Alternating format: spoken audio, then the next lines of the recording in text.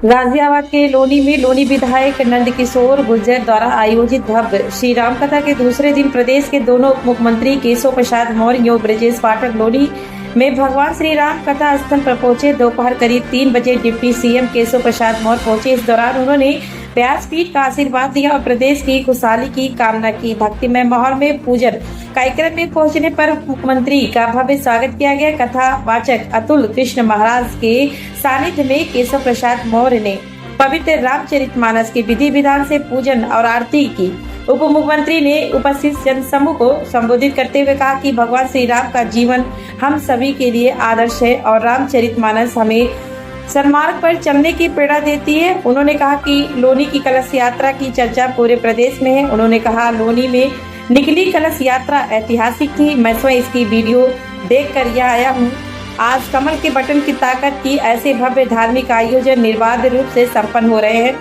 उन्होंने विपक्ष पर निशाना साधते हुए कहा कि जो लोग राम भक्तों पर गोलियां चलाने के पक्षधर थे वे आज राम मंदिर जाने की हिम्मत नहीं जुटा पा रहे हैं। वहीं उप मुख्यमंत्री ब्रजेश पाठक ने लोनी के वातावरण की तुलना राम राज्य से करते हुए इसे पूरे प्रदेश के लिए एक आदर्श बताया। उन्होंने अखिलेश यादव पर निशाना साधते हुए बोला कि समाजवादी पार्टी के राज में श्री राम कथा का ऐसा आयोजन संभव नहीं हो सकता था। महिला आरक्षण पर उन्होंने कहा अखिलेश यादव मुस्लिम महिलाओं के लिए आरक्षण मांग रहे हैं। वहीं उप मुख्यमंत्री ब्रजेश पाठक शाम करीब 6 बजे श्री राम कथा स्थल पर पहुंचे, जहां कथा वाचक अतुल कृष्ण महाराज द्वारा उनका सम्मान किया गया। इस दौरान उप मुख्यमंत्री ब्रजेश पाठक ने सपा के मुखिया पूर्व मुख्यमंत्री अखिलेश यादव के मुस्लिम महिलाओं को भी आरक्षण वाले बयान। उन्होंने कहा कि अखिलेश यादव संविधान विरोधी है। संविधान में कहीं न कहीं लिखा है कि धर्म के आधार पर आरक्षण होना चाहिए। मुस्लिम तुष्टीकरण के कारण ही जनता ने नकारा है। आज देश में प्रदेश में महिलाओं को सम्मान मिल रहा है। यह बात अखिलेश और राहुल पचा नहीं पा रहे हैं। सबसे पहले तो वंदे मातरम, हर हर महादेव और सियावर रामचंद्र की जय।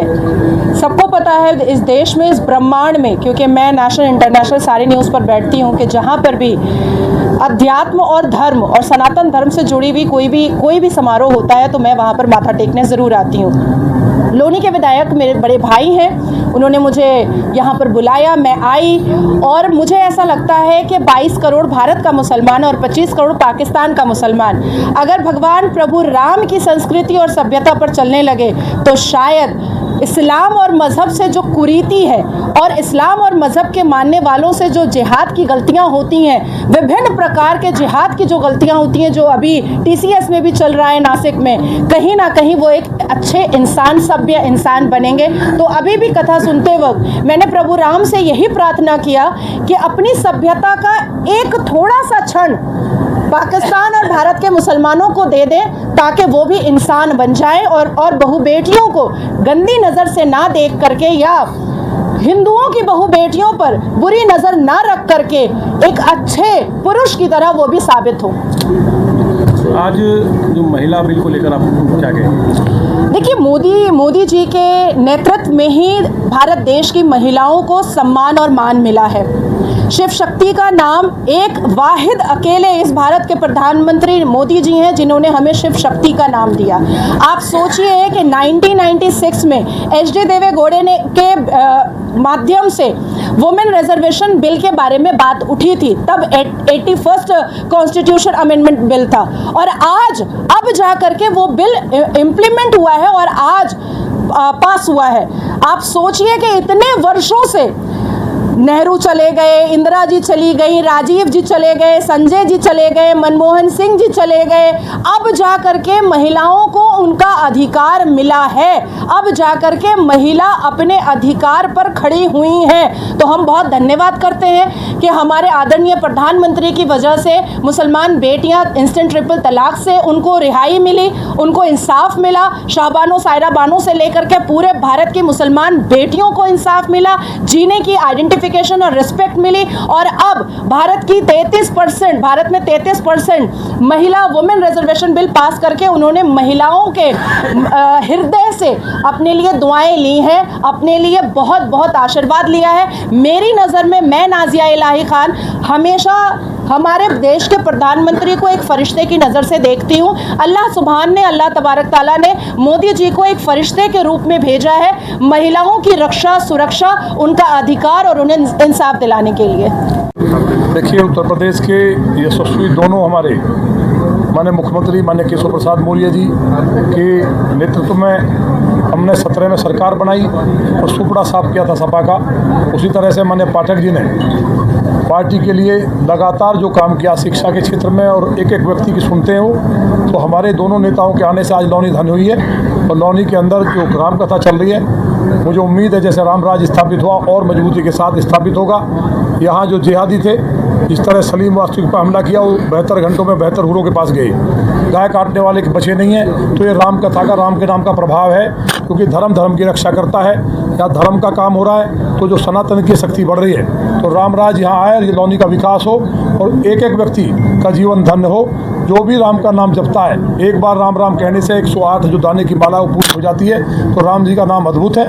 और आज दोनों मुख्यमंत्री हमारे नेता माने श्रीचंद जी, श्रीचंद शर्मा जी, हमारे और तमाम सभी नेता यहाँ पधारे, तो मैं उनका अभिनंदन। और जो लौनी की जनता है लगातार आ रही है। और कल जो ऐतिहासिक कलश यात्रा हुई, महाराज जी ने खुद कहा कि हिंदुस्तान की मुझे लगता है सबसे बड़ी यात्रा है। कोई 51,000 आंकड़ा, कोई 1 लाख, या तिल भर जगह नहीं थी वहाँ तक। और 4 किलोमीटर नंगे पैर चलना, ये लौनी के देवतुल लोगों का आशीर्वाद है। तो मुझे उम्मीद है कि आने वाले समय में, क्योंकि भारतीय जनता पार्टी ने राम मंदिर बनाया, आज बहनों के लिए जो बिल पास हुआ है, पूरे देश में जश्न मन रहा है। इसलिए आज का दिन बहुत अद्भुत है। जैसे आपने महिला आरक्षण का जिक्र किया है, तो आज संसद भवन में अखिलेश यादव ने निशाना साधते हुए कहा है कि वो बिल के विरोध में। अरे भाई, वो विरोध में है, वो है नहीं, झूठ बोल रहे हैं। वो उन्होंने विरोध किया था धर्म के आधार पर। बाबा साहब अम्बेडकर ने कहीं आरक्षण नहीं दिया। उन्होंने आज बोल करके बाबा साहब अम्बेडकर का अपमान किया है।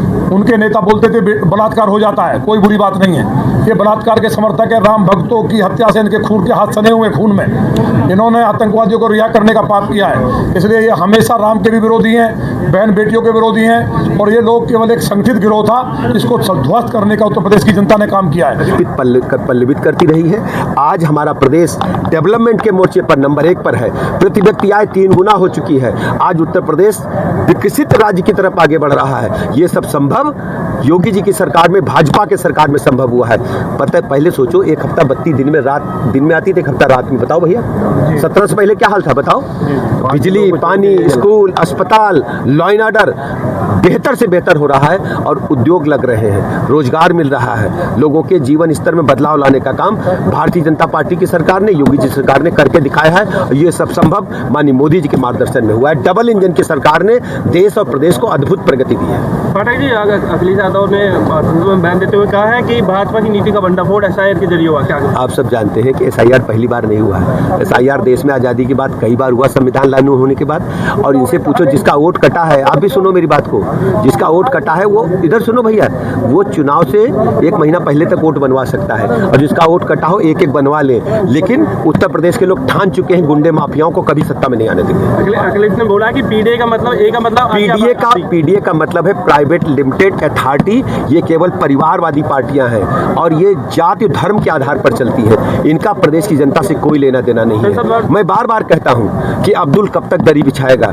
20% जिसका वोट है वो दरी बिछा रहा है, जिसका 6% वोट है वो सत्ता पर बैठा है।